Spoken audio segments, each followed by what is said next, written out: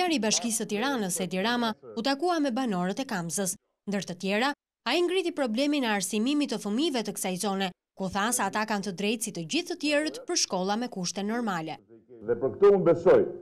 që projektet tona të qerdheve, të kopshteve dhe të shkollave duhet të vazhdojnë të mbeten një prioritet themelor për Tiranën dhe në mënyrë të posaçme për zonat informale, në mënyrë të posaçme për komunitetet e reja të krijuara nga ndryshimet demokratike dhe demografike. Ne po rrisim së bashku qytetarët e të nesërmes së Tiranës, tha Rama, dhe këta qytetarë nuk duhet të kenë asnjë dallim në kushte dhe trajtim si nga shteti ashtu edhe nga bashkia, nga qytetarët e të nesërmes që sot rriten në qendër të Tiranës.